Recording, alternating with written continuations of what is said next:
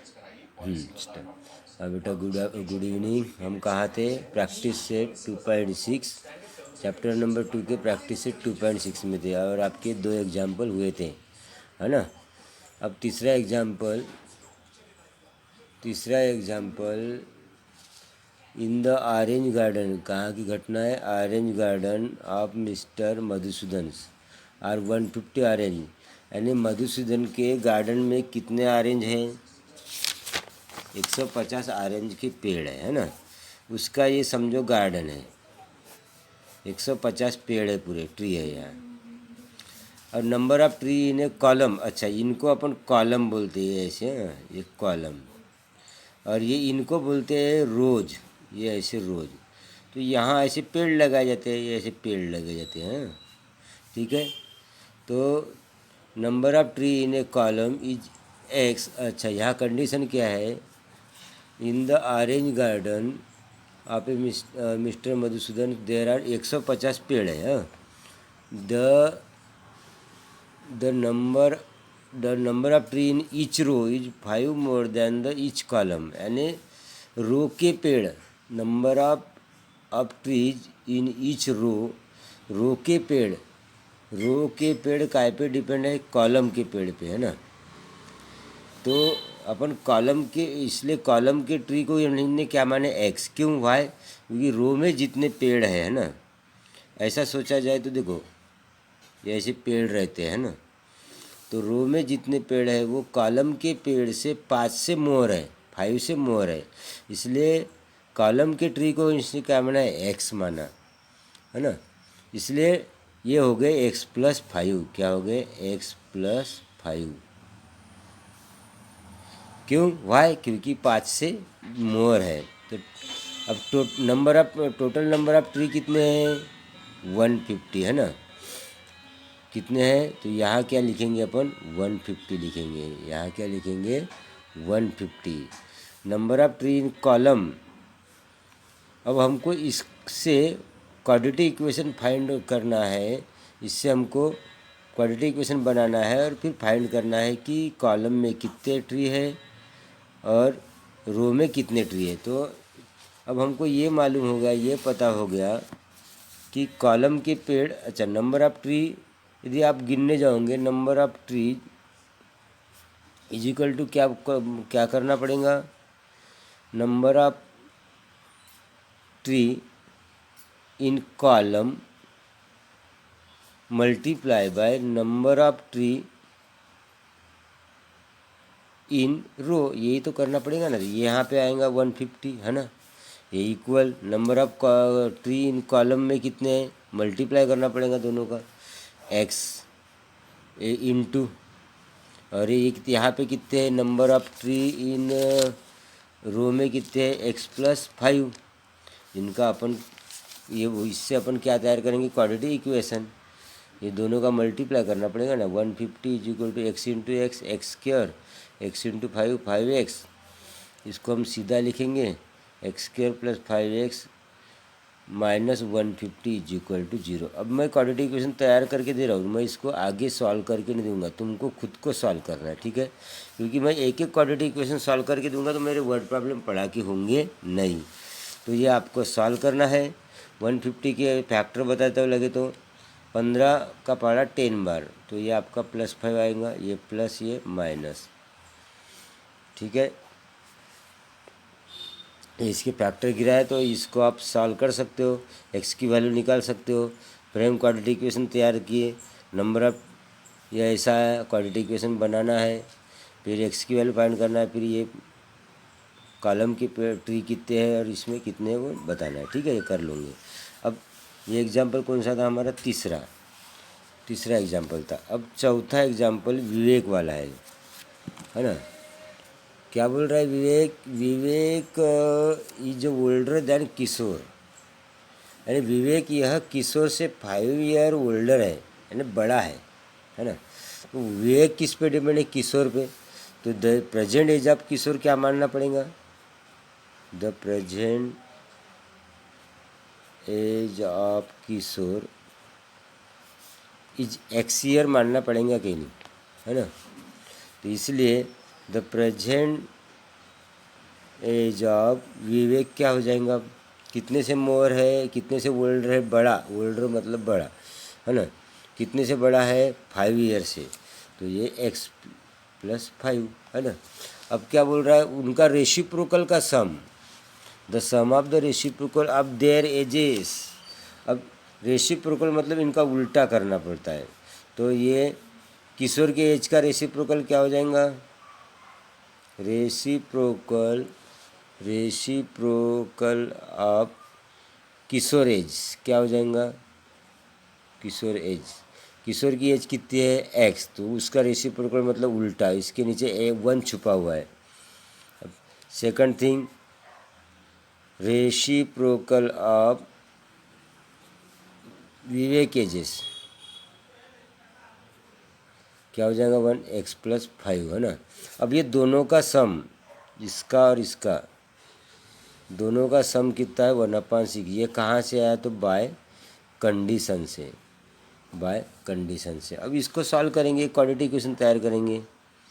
अब देखो मैं इसको मतलब क्रॉस मल्टीप्लाई कर रहा हूँ, 1x+5 प्लस 1x और x+5 = 1/6। अब x और x 2x नहीं क्या, और x into x x² plus 5x, x का मल्टीप्लाई 5 के साथ, ये 1/6, और इनका आप क्रॉस मल्टीप्लाई, ये 1 के साथ और ये 2x इंटू 6, तो x² प्लस 5x यानी 6 और 2 का मल्टीप्लाई 12x, और इधर ट्रांसफर भी शायद 12x = उधर क्या बचा फिर 0, है ना। तो अब इसको सॉल्व करेंगे,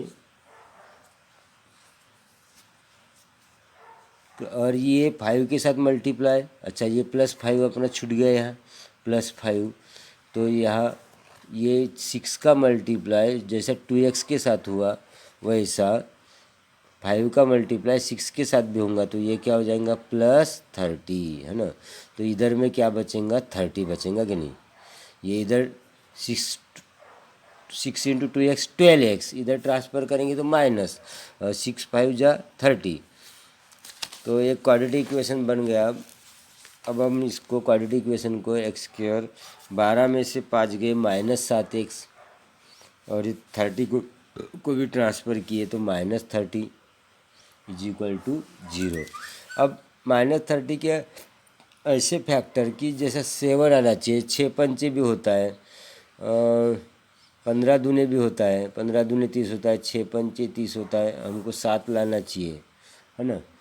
तो और किसके टेबल में कि 7 आ जाए, हाँ 10 3 जा, क्यों 10 3 जा, 10 में से 3 गए तो 7, तो आपको ये फैक्टर मिल रहे, यहाँ माइनस ये प्लस, ये रॉन्ग हो गया, और अपने को क्या चाहिए, माइनस। में आपको फैक्टर बता दिया, आगे का तुमको करना है। तो अब आपको, इसलिए आपको विवेक की भी एज निकालना है और किशोर के भी एज निकालना है। अब example number 5, Suyash score 10 mark more in second test. अच्छा है, एग्जाम्पल है सुयश वाला। सुयश की 2 टेस्ट होती है, एक फर्स्ट टेस्ट और एक सेकंड टेस्ट। अब फर्स्ट टेस्ट के मार्क ऑफ फर्स्ट टेस्ट और ये मार्क ऑफ सेकंड टेस्ट, अब कौन किस पे डिपेंड है यहाँ पर देखेंगे कि score 10 mark more in second test than the first test, यानी सेकंड टेस्ट के मार्क फर्स्ट टेस्ट के मार्क से कितने पे डिपेंड है ना। तो हमको सेकंड टेस्ट के मार्क को क्या मानना पड़ेगा, लेट, ये हो गया लेट, इसको मानना पड़ेगा x। तो ये क्या हो जाएगा, कितने से मोर है, 10 से, यानी x+10, है ना। ये लेट, ये अपन क्यों माने, क्योंकि सेकंड टेस्ट के मार्क फर्स्ट टेस्ट के मार्क पे डिपेंड है। अब क्या बोल रहा है, 5 टाइम द सेकंड टेस्ट। अब देखो कंडीशन, सेकंड टेस्ट के 5 टाइम, है ना। सेकंड टेस्ट के मार्क कितने, x, the Suyash score 10 mark more in second test than the first test. अरे फर्स्ट टेस्ट को एक्स मानना पड़ेगा क्योंकि सेकंड टेस्ट के मार्क फर्स्ट टेस्ट के मार्क पे डिपेंड है। तो फर्स्ट टेस्ट के मार्क को क्या मानना पड़ेगा, ये लेट हो गया है ना, ये एक्स और ये x+10, इसीलिए देयरफॉर है ना, क्योंकि सेकंड टेस्ट के मार्क फर्स्ट टेस्ट पे डिपेंड है करके फर्स्ट टेस्ट के मार्क को हमने x माने तो x+10। अब क्या बोलता है, सेकंड टेस्ट के मार्क के 5 टाइम, हाँ देखो ये कंडीशन पढ़ते हैं अभी, 5 टाइम द स्कोर, ये देखो 5 time the score of the second test, ये सेकंड टेस्ट हो गए, सेकंड टेस्ट के 5 टाइम इज ये आ गया इज सेम, ये किससे किससे सेम है, square of the score in the first test, यानी फर्स्ट टेस्ट के स्कोर के स्क्वायर के बराबर है। यानी ये कहाँ से है, ये आपको समझना चाहिए, बाय कंडीशन से है। इसको अपन बाय सेकंड कंडीशन भी बोल सकते हो, और ये बाय फर्स्ट कंडीशन। पहली थिंग होगी लेट है ना, ये फर्स्ट कंडीशन, और ये बाय सेकंड कंडीशन। यानी सेकंड कंडीशन में क्या लिखा है, ये देखो यहाँ पे 5 टाइम, किसके 5 टाइम, सेकंड स्कोर मार्क के, सेकंड स्कोर मार्क कितने हैं, x+10, उसके 5 टाइम, ये किसके बराबर है, किसके इक्वल है, फर्स्ट टेस्ट में जितने मार्क मिले उसके स्क्वायर के बराबर है करके बराबर का साइन। अब इसको सॉल्व करेंगे, अब ये क्वाड्रेटिक इक्वेशन बन गया, इसको इधर लाएंगे तो क्या होगा, -x² + 5x + 50 = 0। आगे में माइनस अच्छा नहीं लगता तो हम माइनस मल्टीप्लाई बाय माइनस से, तो ये जहाँ माइनस है वहाँ प्लस, ये माइनस। अब -50 के ऐसे फैक्टर की 10 5 जा, और आपको चाहिए -5, तो ये माइनस ये प्लस, मैंने फैक्टर बता दिया, आगे तुमको करना है और ये एग्जाम्पल भी करना है। अब छठवां एग्जाम्पल, मिस्टर कसम रन स्मॉल, एक छोटा बिजनेस चालू कर रहा है वो, आप मेकिंग अर्थिन पॉट, काय का यानी मट्टी के बर्तन बनाने का एक बिजनेस स्टार्ट कर रहा है। He make certain number of pot on daily basis, यानी वो कुछ डेली कुछ पॉट बनाता है। Production cost of each pot, देखो अब production cost of each pot is ₹14 more than the 10 time the number of pots. अब ये कसम मिस्टर कसम मट्टी के ऐसे पॉट बनाता है बेचारा, ये सब पॉट बनाते रहता है, ठीक है। अब वो कितने बनाता है पता नहीं, लेकिन बनाता है, ये डेली बनाता है बेचारा है। अब वो एक पॉट की कीमत कितनी रखता है वो भी पता नहीं, लेकिन इनकी कुछ कीमत, इन पे कुछ ऐसी प्राइस रखता है वो। अब वो कंडीशन पे चलते हैं। प्रोडक्शन कॉस्ट देखो, अब each pot is 14 more than the 10 time total number of, अच्छा तो इसलिए हमको पहले लेट, हाँ जो डेली जो पॉट बनाता है उनको अपन क्या मानेंगे, total time total number of pots है ना। अपन लिखेंगे let total number of pot क्या मानेंगे x है ना, इसलिए प्रोडक्शन कॉस्ट क्या आ जाएंगे, अब देखो production cost of each pot, अब इन पे कितनी कीमत रख रहा है वो काय पे डिपेंड है, production cost of each pot each, तो टोटल नंबर ऑफ पॉट अपन क्या माने x, जो डेली बनाता है ना, डेली मैक्स जो डेली बनाते हैं जो पार्ट, उनको अपन ने क्या माने x। Production of each pot, अब प्रोडक्शन ऑफ ईच पॉट क्या है, देखो condition, production of cost of each pot is ₹14 more then 10 time the number of pot, यानी नंबर ऑफ पॉट के 10 टाइम, और कितने से मोर 14 से, ये आ गया बाय कंडीशन।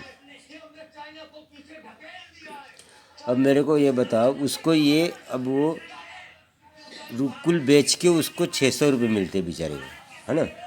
ये कहाँ से है? By first condition, by first condition, यानी ये इसके 10 टाइम जो डेली बर्तन बनाता है उसके 10 टाइम और 14 से मोर है ना।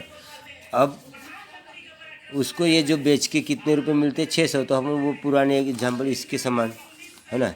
ये नंबर ऑफ ट्रीज में अपन ने क्या किए थे? Number of trees equal number of column, वैसे मल्टीप्लाई किए थे कि नहीं? वैसे यहाँ पे भी अपन क्या करेंगे? Total number of pot is multiply by production of each pot is equal to क्या लिखेंगे? उसको ये बेच के कितने रुपए मिलते हैं? 600 रुपये, है ना। Production cost of all parts per day is rupees 600, इसलिए टोटल रुपीज़ लिख देंगे यहाँ, टोटल रुपीज़। तो ये आ गया यहाँ पे 600, उसको बेच के नंबर ऑफ पार्ट कितने हैं? x, और ये प्रोडक्शन कितना है? 10x + 40, और इसको सॉल्व करेंगे हम। x इंटू 10x 10x², और ये x इंटू 40 14x, और -600 इज इक्वल टू 0। अब इसको अब छोटा बना सकते हैं, यानी डिवाइड बाय 10, तो ये x² + 4x, और इसको डिवाइड 6 को करेंगे तो 60, है ना, इज इक्वल टू 0। अब 60 के ऐसे फैक्टर की 4 आना चाहिए, तो 12 पंचे होता है। हाँ, 10 का फाड़ा 6 बार बोलो, आपको 4 चाहिए, तो +4, ये प्लस माइनस। तो ये भी आप कर सकते हो। आपको होमवर्क कौन सा रहेगा? ये जो 2.6 के एग्जाम्पल, इनको अच्छे से कॉपी में पहला, दूसरा, तीसरा, चौथा, कितने गणित पढ़ा के? 5, 6 गणित पढ़ा है मैंने, हाँ। तो 6 गणित